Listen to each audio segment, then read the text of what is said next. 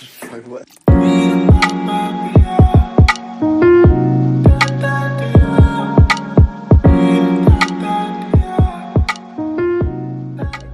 and gents, we're back in the saddle with another episode of Talking Cars. We are cruising around Cape Town, heading onto Beach Road, and the guy sitting next to me riding shotgun is none other than the legendary scrum of Rudy Paige. Rudy, Meneer, how are you, my man? good. I'm really good. Obviously just getting a lot older, champion, but As we do. but no good. I think this time of the year that we're obviously shooting this now, it's the best time in Cape Town as well. Summer is on the way, festive is on the way. Cape Town summertime is something else. Oh man, doesn't matter what the year has been like, just everybody's got a smile on their face, and I think that love to as well. And you know, the other thing also is it's obviously coming towards the end of the year. People are starting to wind down, they're getting tired, they want to go on that holiday, man, you know. And we are fortunate enough that we live in Cape Town. This is a holiday mecca. Yes, and especially now for me, where I'm at in my life is now my parents could come to me. That's beautiful. This year we're actually not going on holiday per se because wife is working up until Christmas and I'm starting to work from Boxing Day. Oh. Yeah, but still the fact that you are here, so it allows you to go after hours somewhere. Exactly. We can still feel like it's holiday. And also the thing is, obviously with Cape Town is the sun sets quite late in summer, like 8ish or that type of thing. So there's many places that you can go and enjoy yourself, take family out, you know, spend some quality time. You just need an hour to refresh the brain, the mind, and to feel a lot better about yourself. Exactly. and the day. Put the toes in the water. Oof, you know that. lekker. And I don't mind the cold water. It's good. It's very good for you. That's why they do cold plunges and stuff I like that. really don't mind I'll easily swim in the beaches. My enjoy in-laws, that? I enjoy it. My in-law stays in St. Helena Bay. Oh, that's The beautiful. West Coast, gorgeous, and I go fully head in the water and just immerse yourself into the whole culture and everything. Love it. Honestly, it makes me Lekker so snoepie happy. op die braai. Oof, snoekie, crayfish, that's my happy place. I love food, I love braaiing, and I love seafood. Is it? Yeah.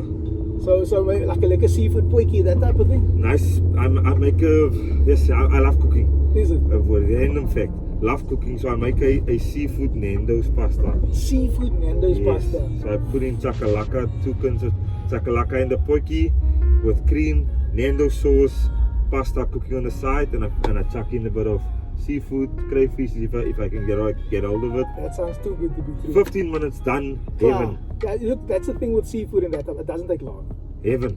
That's my happy place. You're making me want to go there now. But listen, this is Talking Cars, and it's a conversation about your car journey, your car history, etc. So let me start with that. Like, when did you get your license, and what happened? Did you get it the first time? So I got my learners at 16. I think and I don't know if I'm allowed to say this. Okay. First of all, I started driving my dad's car probably at 13 years old. I'm going to tell you something now. Almost every guest that I've had on here so far started driving way earlier. Yeah, so I think it's something that South Africans just do also. It's like, it's in us. like I grew up in Heidelberg, which is a small town obviously. Yes. So when I was young, and you wash the car and then you reverse and you go forward. You start there. Yes. And when I grew up and we grew up, there wasn't the phone, so you used to go sit in the car and play with the clutch and one and see how it works. And my grandfather used to drive big trucks. Is it? Yeah, so growing up, I loved cars. Oh. Loved trucks, loved everything about it. Anything automotive. Oh, absolute fan. And started driving 13, but just forward, backwards. Yeah. In the church, there by the yard. Got my learners at 16 years old. Yeah. And then obviously I could drive with someone sitting next to me. Of course, yes. So then I was in full flow. Going to shop right down in the town. And that was probably the most fun that you had also back then. No, I really love driving since I could remember.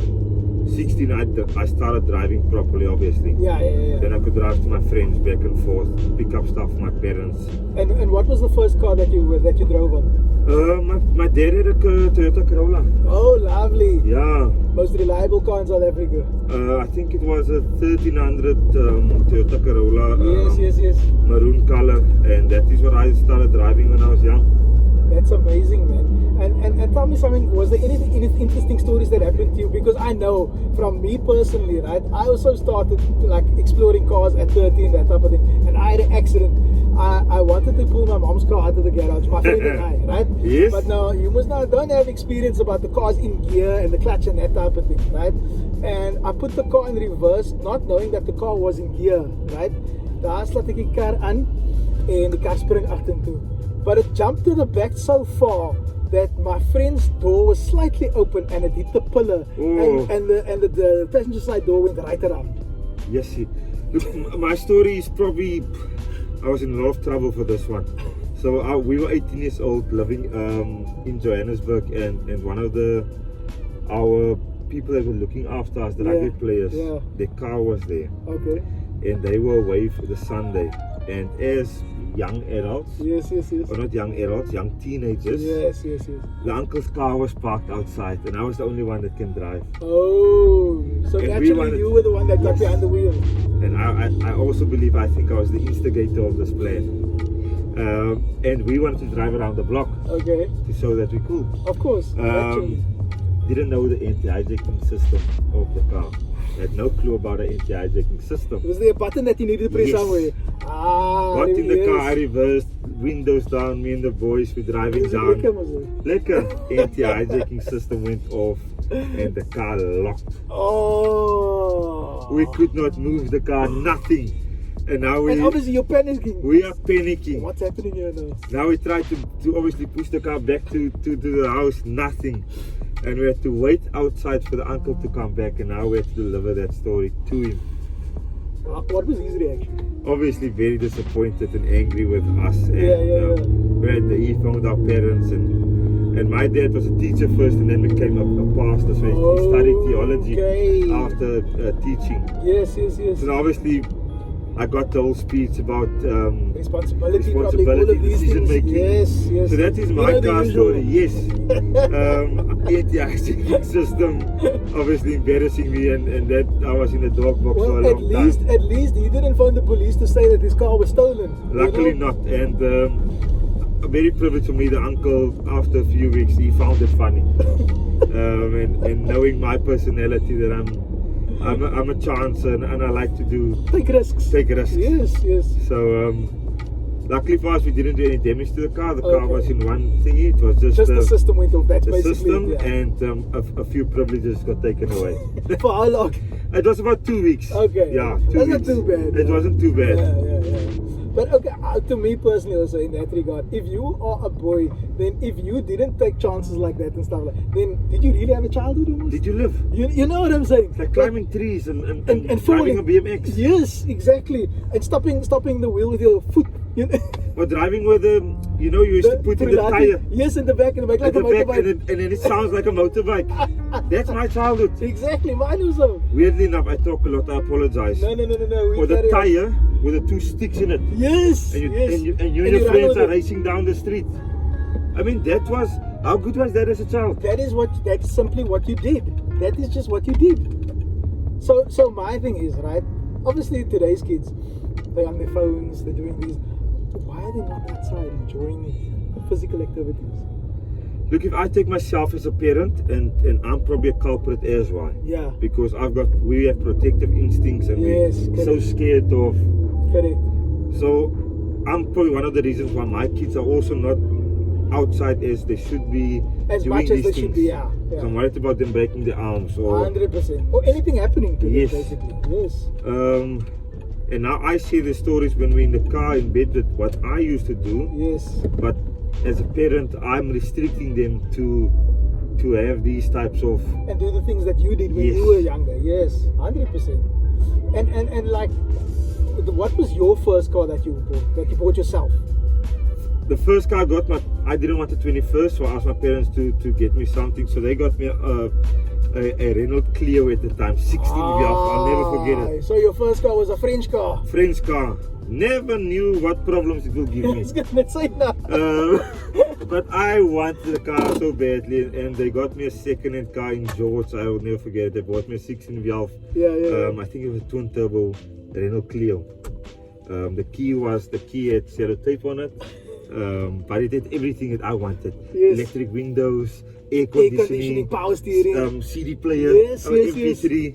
Exactly. So that's I got it for my 21st. So I didn't have a party. Yeah, you know, yeah. The normal hall. Everybody comes. So I asked them to spend that money. With the key and all of that. Yes, Yes, I asked them yeah. to spend their money on a car. Yeah, I didn't care what car it was. You just wanted to be mobile. Whatever they were planning and budgeting on the 21st, I wanted that in a car. So I got the Renault Clio. I think 3 months in, I bumped the car in Johannesburg in traffic. Massive dent at the back in my boot. Did somebody drive into you, or Yes. is it? Okay, but that happens. I didn't have insurance. Don't touch. I didn't have insurance. I didn't have money. So I drove for 2.5 years with a dent in my boot.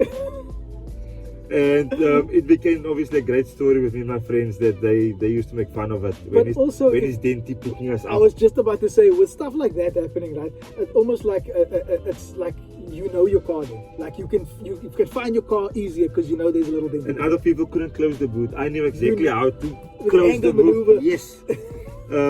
But my first car I bought with my money that Yeah. I purchased was in 2012. I purchased a Polo 1.4. Okay.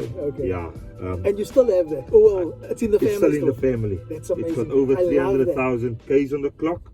And that What did they say? If you look after things, it lasts. I used to drive with that thing from if we finish in Pretoria the Bulls training, my car would be packed.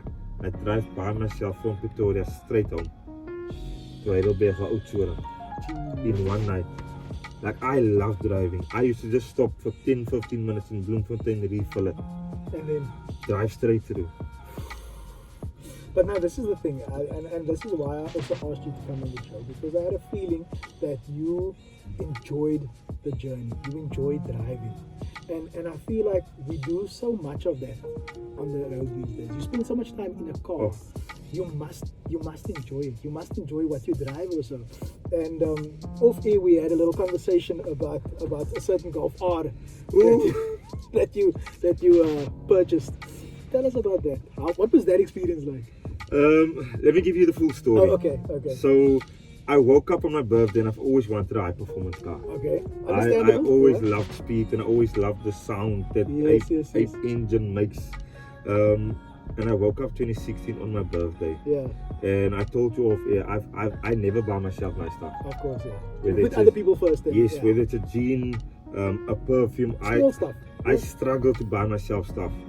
And that morning I woke up and I was like, look, you're playing for the Springboks, you're for the Bulls, you've worked so hard, you've sacrificed being away since 13 You years. deserve something. I deserve something Yes, nice. yes. So I woke up and I went to go purchase a Golf R. That's my man. That is amazing. That's amazing. And what color was it?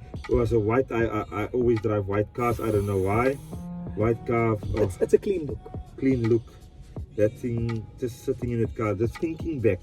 I didn't wait. Let me Yes, ask you this. When you got into the driver's side, right when you drove it off the lot, basically, how did you feel? Oh man, the first time I put that thing into launch mode and you press the acceleration and the car pushes you back into your seat That torque, that sensation. and the windows are down and you listen to that sound. It's like a kid at Christmas. Exactly. Like eagerly awaiting a present, Oh. like that feeling. And when the what was it, the DSG Oh, yeah, gearbox yeah. changes and That that little sound. pop, that bubble. Woo!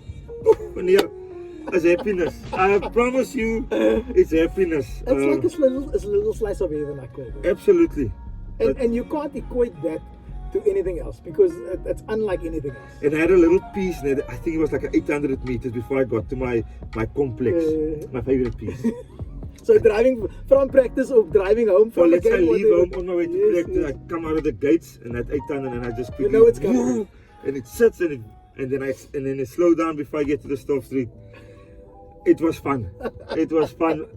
My nephew Carsten, he was young at the time, Yeah. and I had to drive up and down that little road because he was the same. He used to sit there at the back and Yeah, he's it's like, like, "Go fast, uncle, go fast!"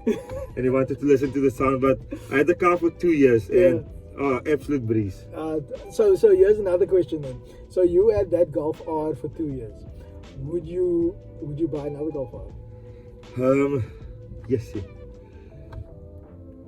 Now probably not. Would I buy something similar that I get the same The same feeling? sensation? Yes. Okay. Rudy, we were just chatting about the fact that you had that Golf R and how it made you feel, right? And I just want to latch onto that feeling, right? You said that you would maybe go for something else, but that would give you the same sensation. What would that something else be? I always say, if me and the family at home, and I'm a big dreamer, massive dreamer, childlike dreamer. Yeah. If I had no budget, Yeah. I'll probably go. Sky's the limit. Sky's the limit. And I still have my family's with me. I would probably go for a Defender, Land Rover Defender. I remember we actually, I think you guys were chatting, you and John were at the cricket game, and then we got there, and then you mentioned that a Defender, but the V8, the proper one. The proper one. Where you still get the family size, Yes. but you get that performance Speed, under the power, yes. that sensation. That's what you're So after. that's for me, pitch black Defender. Matte black or normal black? I'll go with normal black. Normal black. Normal Okay, black. yeah. But this time, because I see all of the soccer boys when they drive out of the training grounds in those Defenders, and that for me is the car that Just how it looks, eh? Oh, everything about it. Do you know what? To me, a car like that has a bit of sophistication, but there's also like a gangster feel to it. Gives everything, man. Yes. Where would you take it, holiday-wise, in South Africa? Because that thing you can go anywhere. Holiday-wise, West Coast? West Coast, obviously, going to my in-laws in St. Helena Bay, that would be perfect. Have you ever done a Land Rover experience? No, never. I've only done, we were once at the Bulls, was sponsored by Isuzu. Oh, yeah. And I don't know what the track is called outside of Pretoria. Swartkops? No, it's where they test all of the cars. Oh, okay. Tech or something like that. Yes, Tech, yeah. And we went there and we did they just launched the Isuzu Buckies. And it went up and down the steep hills, and that's the only experience what was that like? I loved it, I told you. So now cars and I like. When my brother had a Discovery a couple of years ago, right? And we did the Land Rover experience with him at Simonsig Wine Farm. It was still Simonsig back then. I think it's Presidente now or something, right? One of the best experiences that I've ever had, and I would highly recommend that you do that. Just see where there's like a Land Rover experience and go, because they've obviously got cars there, that type of thing. Then you can experience what that would feel like. I'm so scared to do it because once I have that feeling, you're gonna want it. So yes, I always say, tell people, I don't want to taste it. If I can't have it, then I'm gonna stay away from it. I'll take you up on it because, as I told you, I really just got a fascination with cars. And that's why when you invited me, it was easy. I think it's something that you're born with. Like you either love it or you don't.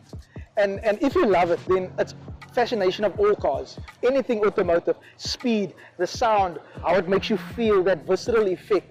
And I think that this is sometimes also what modern cars lack, what older cars maybe gives you, is that feeling of there isn't much aid. It's just you, a manual gearbox and the wheel, and your skill basically. And I always try and find a way. So I've done my Polo TSI currently. In a conversation I make up, just so I feel part of the conversation about cars. It's like, now my car gets this amount on a liter. This is the performance, it's only got a 1 liter. I can get this out of that. So but those cars are actually quite nippy, eh? Very nippy. I love that, especially for in town and that type of thing. What more do you want? It's very nimble. I call my one the Ferrari. It's love. So I said, let's feel the Ferrari quick, and I put it into second. And it's just like that little kick. That small turbo kicking in. Your dream car is a Defender, right? In terms of a sports car, is there anything that tickles your fancy? Sports car, yes. That's a difficult one. Is it? I'm not into supercars. Okay. Not at all. I've always told my friends, my family knows that. Yeah. If for some weird reason life works out that I win the lot and I become this billionaire businessman, everything works out the way I would never buy a sports car. You'd rather invest it in other areas with other things, etc. I'll probably just buy a Defender or a Range Rover Sport. Yes. So that is the two cars I'll go for. But that fancy is my thingy. Somehow because I'm short, I think, and I'm small of nature. Yeah. I've always wanted to have something like an Everest at the moment. Okay, yes. I tell you what, you know Chef Ruben Riffel? Yes. Right? Ruben has a Raptor. Woo!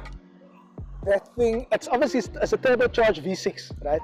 That thing sounds insane, but it moves like hell.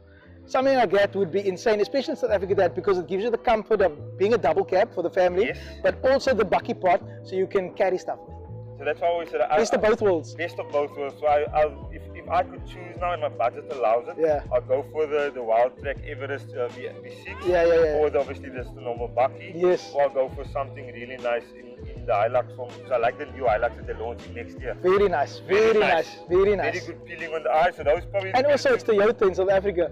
It'll keep its value forever, basically. So it's a no-brainer. Exactly. You with our roads, sometimes if you drive out of the CBD and the city centers, you can still have a really comfortable drive. And also, sometimes depending on the roads, the amount of potholes, whether having a bucky or something is a necessity also. Bucky and I always make fun. I do something in the car that's all very daycare trip. I'm like in the photo, I saw that, everybody's always looking down to me, and so I want to be. You also want to be I want like, to be high. And I wanna, greet them on their level. like I got into the Jeep now. I want to be able to get into the Jeep, be high, as a scrummer formally, as a short guy in a rugby environment. Do a proper report from Eagle's Eye base there.